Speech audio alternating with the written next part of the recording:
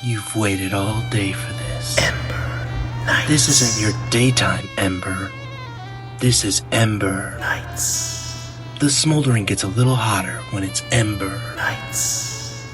Doing it alone? We can help. Ember Knights. Get nasty with up to 4 people. Ember Knights. Wait, it's spelled like what?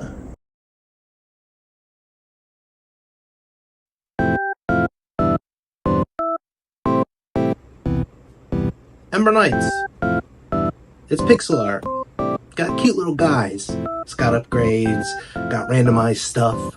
It's all in there. It's all in a cauldron, and they mixed it up. And you got a recipe for a roguelike stew. But with all cooking, a lot relies on ingredients. Are they fresh from the market? Or are they freeze-dried garbage? Today, we're looking at Ember Knights. Best way I can describe this game is it's like Hades. It's a lot like Hades.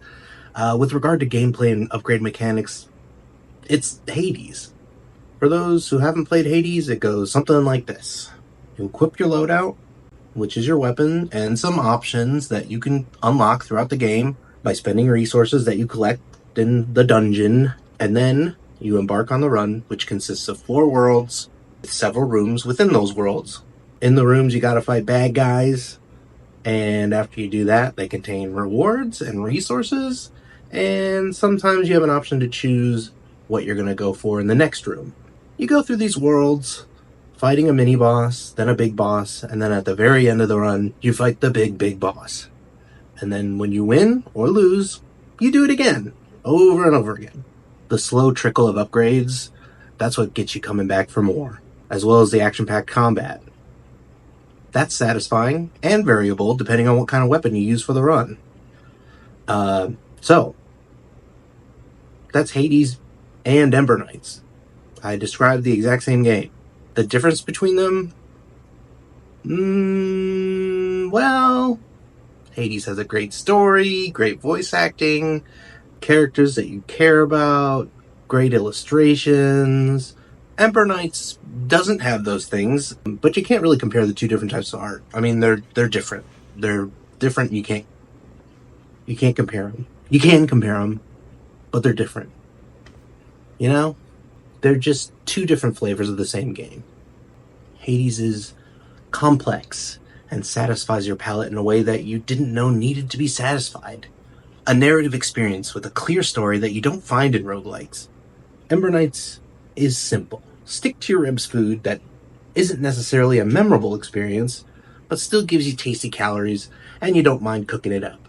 A ribeye compared to a sirloin. A wine called Josh compared to some boxed Franzia.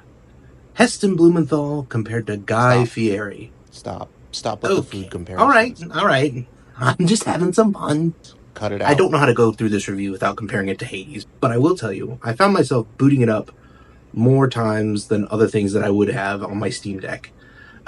Boots up fast, you head right into the action. It's a very low loading game, so it doesn't require much startup time, and you just get into it. There's no frills, gets the job done, you smash into enemies, and it feels good. What more do you want? The other thing that sets Ember Knights apart from Hades is, and I think this is the biggest thing, it's co-op multiplayer. Not many roguelites have this. Online or couch, you can grab 3 friends, have a hell of a time. At least that's what I would say.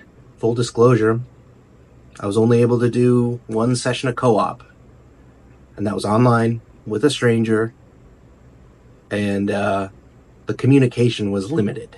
There's not much going on with multiplayer in the online space, but when I did play with someone, it was fun. We couldn't really communicate very well. There wasn't like a pinging system or like an emote system or anything like that. Note chatting even, I don't think. I didn't find maybe it's in there, I don't know. I didn't look for it. But also my cooperative partner didn't chat with me either. So basically what it boiled down to was us wiggling around an item or something, trying to indicate that you should take this item or something. Multiplayer feels a lot like Castle Crashers, which is awesome.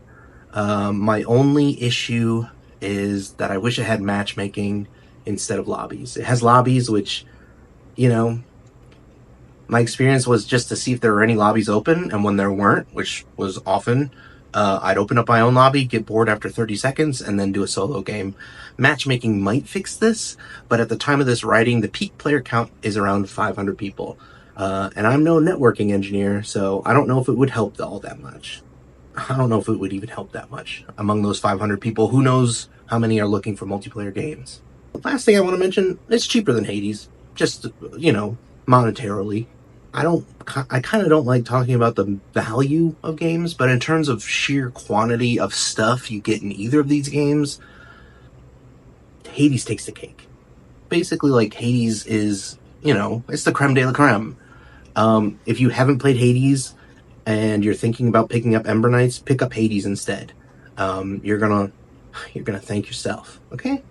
But like, if you've played Hades and you're just kind of bored of it and you're sick of it, you know, and you want something kind of like Hades, but like less ambitious, I guess, go for Ember Knights.